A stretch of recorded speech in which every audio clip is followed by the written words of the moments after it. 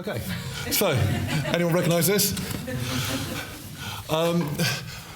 Imagine you're at a conference of hospital administrators and the biggest problem is doctors. Actually, I can really believe that is true as well. But one of the big problems we have as a community, web people, IT people, comms people, is we are not respected by the academics. And as a result, we don't respect the academics and we get a them and us culture. It's not true, not for all of us, not all the time. But the talk yesterday from Gareth had the thing about, I've read a book on the subject, and I was thinking about why that academic said that, and it's because they're used to being disrespected and ignored.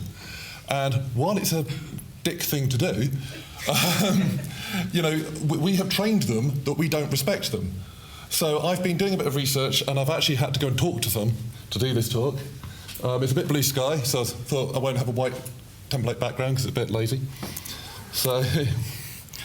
Okay, so, and I was sort of going on safari, and I was trying to find a good picture for this. This is from Wikimedia Commons, and is old people looking at things. Yeah, so I'm going to try and tell some truths here, and so there's a phrase, if you're going to tell them the truth, make them laugh or they'll kill you. Right, so this is the structure of our university, very, very broad strokes, and we are very much in that top right corner, we're the other. And the university started out as basically academics in Oxford, in caves, in the whenever, and we've evolved. Half the staff employed by the university are now non-academic, and it's our job to do the things that the academics don't do very well, or that we can do cheaper than them because we don't have to be paid as much. You know, we are the roadies and the record execs to their rock stars. And they can't do a good gig without us, but they can do a gig without us. You give them a guitar in a field, they can be a band. Us as a university without academics will be really efficient, but our stats will eventually go down because the students probably won't get very good value out of the lecture theatres, even if all the projectors work. So I've got an example. This is an undergraduate. You've met undergraduates, hopefully. If not, you're going to hear more about them in a minute. This is Charlie. I have his permission to use his Facebook photos. This is one of the least bad from his undergrad era on Facebook. And Charlie became, he didn't want to get a real job, so he became a postgraduate student. And we have a lot of postgraduate students. There's two kinds. There's MSCs who are taught. They're like fancy undergrads who pay more. But PhD students are researchers. They get a desk, they get a phone. And what do they do? I figure if we understand this, we might have a bit more compassion for them. And if we pretend we care about them, then they might think we do, and then they'll care about us, and we'll improve the relationship, which is, hence this. We don't train our staff in this. Our induction process has nothing about what a university does. It's like working for an ice cream company and not mentioning frozen milk products in the induction. Okay, so the first thing is you've got to get funding to do your PhD. You've then got to get your PhD, find a supervisor. You've then got to start reading around the subject and reading a huge amount of things. You have to learn to read research papers. You have to come up with a plan for doing something that's never been done before in human history of research, because that's the sort of point. After 9 months, you have to write a report. It's supposed to be 9 months, isn't always, called a conversion, and then you become a PhD student candidate. Up till then, you're doing a Master of Philosophy, I think it's called, and you can wash out at that point with a kind of token, thank you very much for trying, award, or run out of money, or other life things. So it's not always shameful. Okay, so, but then you've got to read papers about this. You're expected to write papers about this. I'm going to say more on that in a minute. Your thesis, you have to write a huge thing explaining everything you've done in agonising detail, and then justify this to external people from other universities of why you deserve a degree. Hugely stressful. I always imagine it as like gladiators with giant earbuds defending. In Germany, it's worse. Apparently, people sit in a lecture theatre and judge you and ask questions for a day. You know, it's like a circus. Right, at the same time, you've got to go to research seminars. You're expected to keep yourself informed in the discipline. There's seminars, there's events. You're going to be going to probably at least one conference. That's terrifying if you're, 22 years old, never left home before. You're going to be writing some papers, and you've got a game called Hunt the Professor.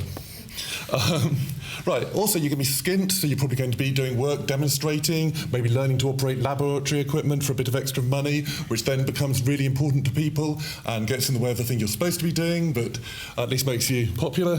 So I'm trying to scroll here. There's a lot of things. And the critical thing, what do you do next? If you still don't want a real job after all of this, there's a thing called a postdoc or a research assistant, which is basically you're now a doctor, and you're going to get respect, right? Right. So the reading the papers is a huge job, and it's something they train academics to do. And being a PhD student is being an apprentice academic. You basically do all the work for senior people with very little of the credit, but you get to learn from famous people. So you have to just not read the papers, but you have to know what papers to read. And the process of just managing what to keep track of is a skill in itself. Then deciding what to read out of the 1,000 papers you could read this year, and then how much of them to read. Top tip I was given when I was starting my PhD in scholarly communication, which I long since washed out of. Don't try and do that and a day job as a webmaster.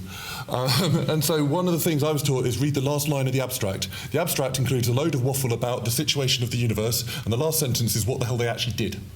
You know, we then did this and it turned out this. So don't read the title, don't read the abstract, don't read the conclusions, read the last line in the abstract is usually the valuable bit.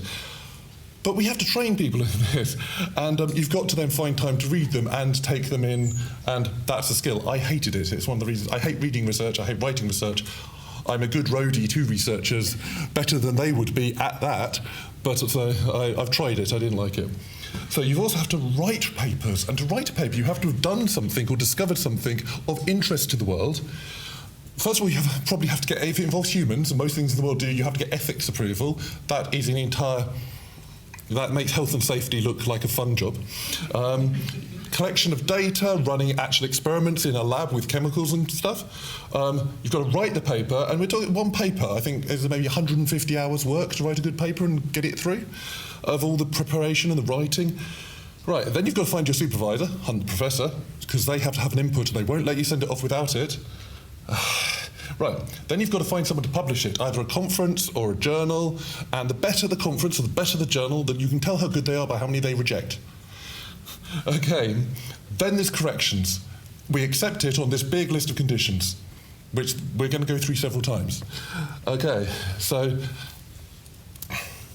once you are a postdoc, you're on short, insecure funding, you get very little money, and that money is for 2 years or 1 year or for 3 days a week.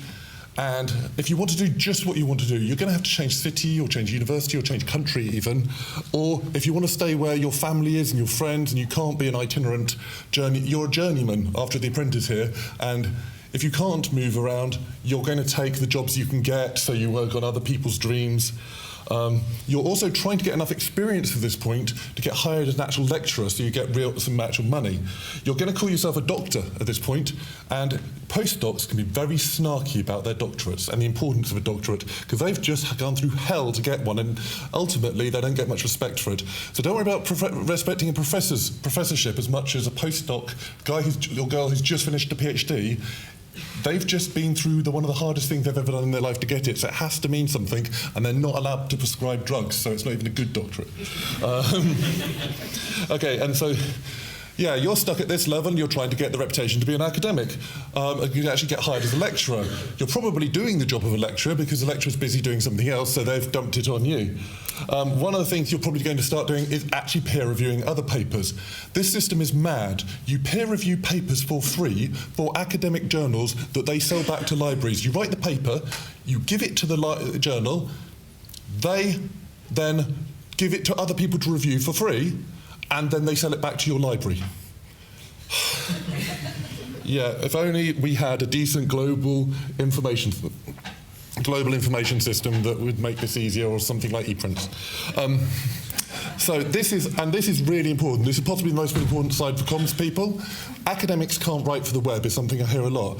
And it's not they can't, it's that we don't bridge the gap, and it's something as a community. I saw a lovely handout from one of the companies, which was a booklet on how to write for the web. But academics writing for the web, you have to unteach them something and then teach them something else, because they've been trained to write for papers. And expand and clarify is what they do. How many times have you tried to get academics not to expand and clarify?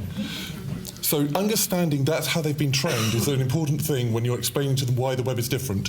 If for the professional comfort zone, you have to explain your references and explain a statement you haven't supported, there's a thing called a link.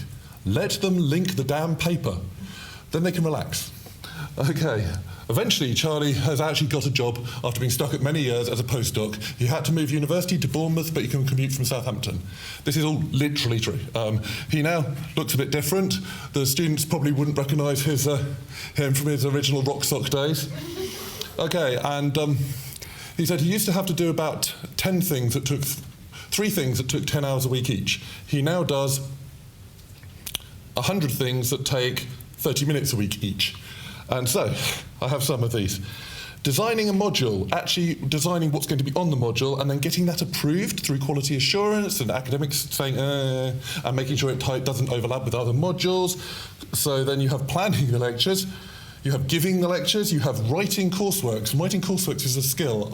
I've done it. It's hard because you've got to both help the student learn what they don't know is the main problem for coursework, or assess what they do know. And there's 2 different kinds of assessment, and I can never remember the names, they're jargony.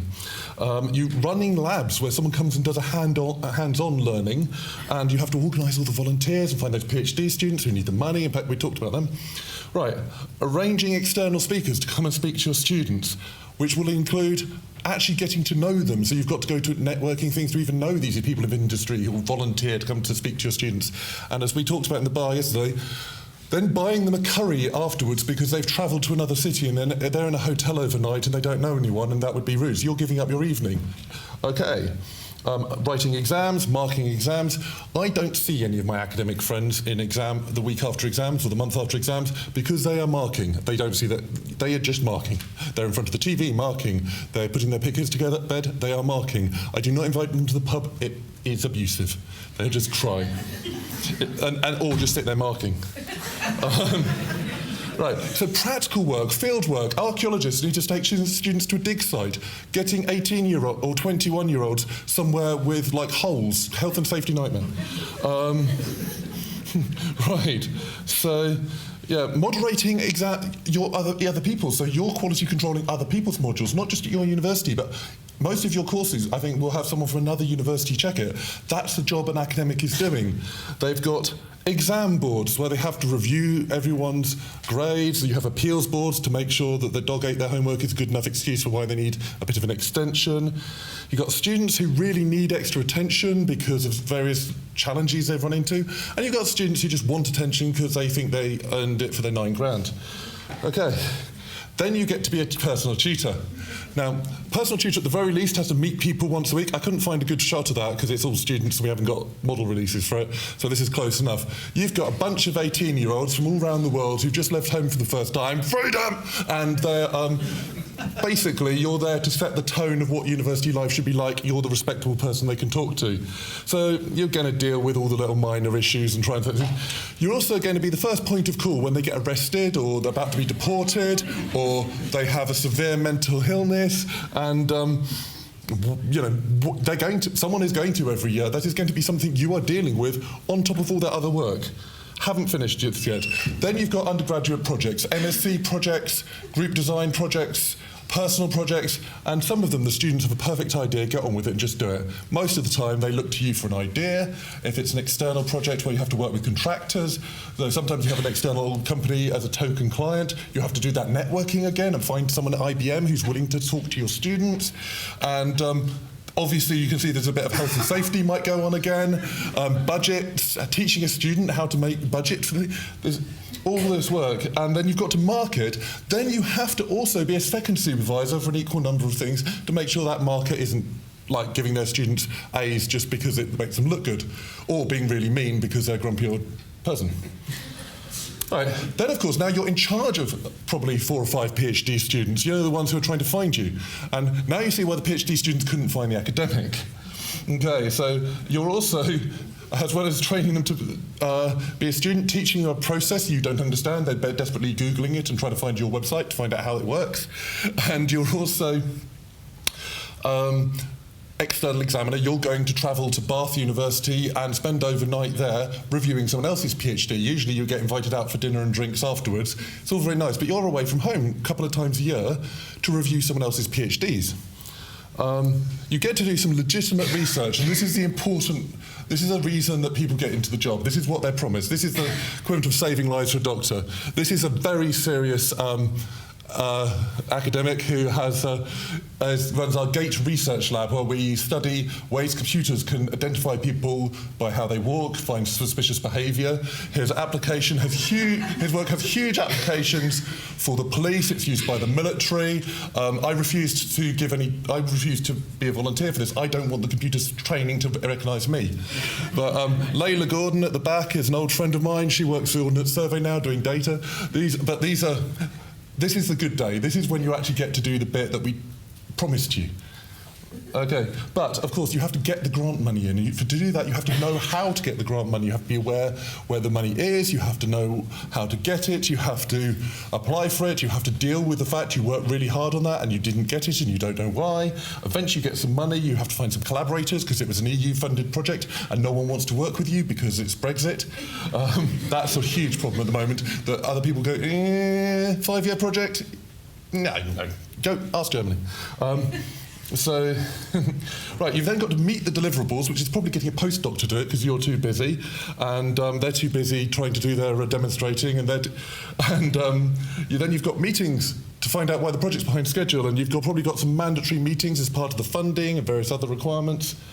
And you're expected to go to events and you can go to conferences, you're giving papers, you're planning conferences. Conferences have peer review as well, so you're probably going to be reviewing papers, quality controlling conferences, booking speakers, networking to meet speakers, entertaining speakers again, getting people to come and give talks at your university, same problem as for the undergrad talk speakers, and creating committees. You're running workshops and events. Academics do far more of this kind of thing than we do, and it's part of the point. If they learn something and don't share it with anyone, it's not very useful to the country and our taxpayers.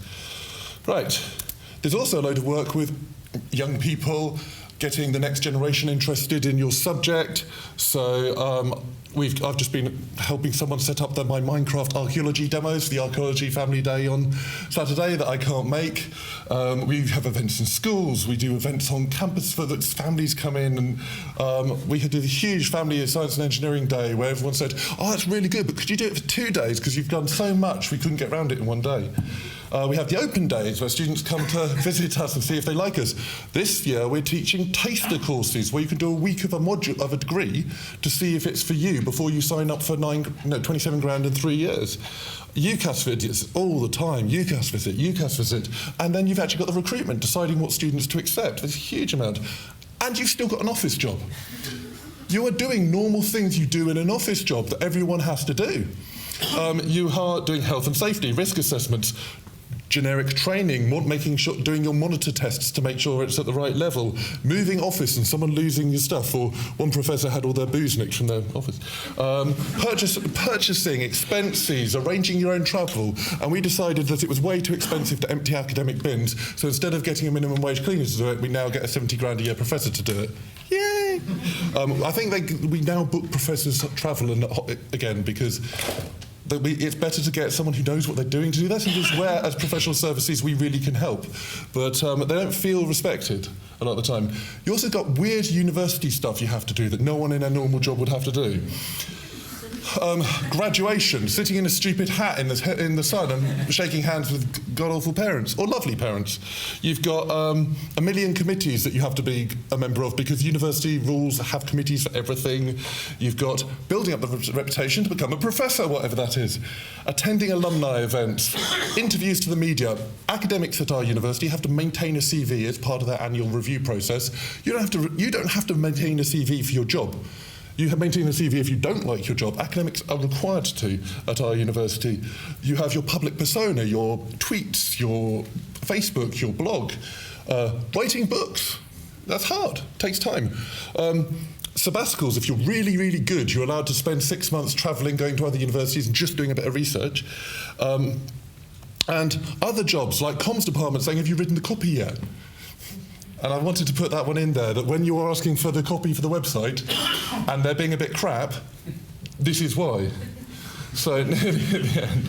So I talked about the sort of breakdown, and it's almost, I got the stats out of someone at the university to try and get roughly FTEs, and we are 50-50. It's within the noise about academic and non-academic stuff. And so we don't know enough about them. And one of the things the other 3,000, the other 50% are doing is 4,500 taught modules. So each one of them on average is doing 1.5 modules. They're 7,000 research outputs, so research papers or conference talks in a year, this is. And I looked in 2015, we had 130 books by our academics that they either, well, actually no, I should say our members, it might have been the professional services stuff, but on the whole it won't be. I mean, Paul was saying he's written a few books, it probably took him a while. You know, 130 books contributed to majorly or written. So, what should our relationship be? I have original artwork, I didn't even get these off the web, I drew them. I do like XKCD and I think it might have shown through. Okay, so see if any of these look familiar to you. Okay, so this is what I think we're worried about. This is the bad old days. This is how the academics would like to return to properly, when we were basically, you know, expected to, you know, avert eye contact and they can walk on the grass and we can't, or something. But the flip side is what the academics see the world becoming is this: they are the product. They're not the core of the university. They are meat to be ground up. Best they're like a boy band that we get for 2 years until they're not profitable anymore, and they're just our profit centre. You know, they're not the thing. Right. This is my own IT department on a bad day. And comms can be like this too. This is when it is, tell us exactly what you want, write it all down, put it in a spec, get it approved, and we will prioritise it.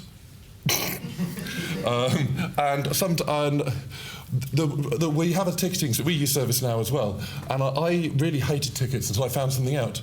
You can communicate outside them, and it's like a game of curling in the Olympics. You don't just throw the request out and hope it happens. You throw the request out, then find everyone involved in the approvals process, take them for coffee, ask them what's going on, find out what the blockers are. You don't just trust the official process to make it work. You need to be having a load of people with brooms making sure your thing lands there. And I think for me, it was a culture shock of learning how to deal with bureaucracy. The bureaucracy is fine, it causes a record, it actually gives accountability, but that's not the only thing happening. And where I was in a different building to everyone else, I wasn't having those conversations, and I've learned to. So this is what I'm told we should be doing.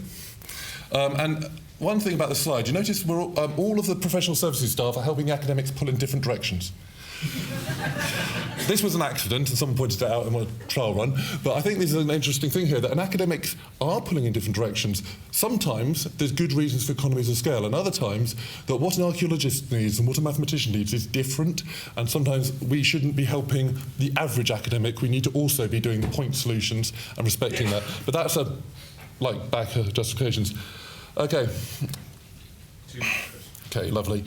So I think we need a bit of humility to actually respect the academics, and if we want respect, we need to give respect. These people are very smart, they work really hard, it's a vocation, unlike ours in a lot of ways, because they can't move to another job. We can get another job doing web and comms anywhere in our city.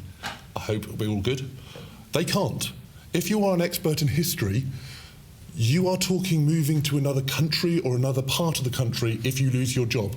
You do not it's such a specialised thing, it's a very different experience. But I think also if we show respect, we will get more respect, and I think that's quite important. So this is one slide I added after some conversations, because everyone's talking about analytics and the importance of analytics, and I can tell you why a page with one view a year is important. Because that one view a year is the professor who remembers their favourite project, and it's that page that they're quite proud of. No one's reading the page, but it tells, by leaving it up, we tell that member of the university that their contribution is important to us. By taking it down, we tell them, you are no longer important, you are a product, you are not something we are proud of. So there is a value in vanity. And I think it's a very cost-effective way of keeping people in the sector is to use our web presence, especially things like research group websites, things below what comms normally worries about, to actually create a sense of community and engagement. Even though it's public-facing, you know, the blog on a website about go-karting on the summer holidays, very unprofessional, but actually that's probably going to do as much for recruitment as the beautifully branded front-end site. So hopefully one day Charlie will make it to professor. It's not quite got there yet. I've actually been round and I've tried to find out what a professor does. I've asked some, and the responses I've got so far are the difference between a lecturer and a professor is about 20k. And it's about leadership and recognition in your field. Right, so before I finish, can anyone figure out what Charlie's sitting on here? Yes. Okay, thanks very much.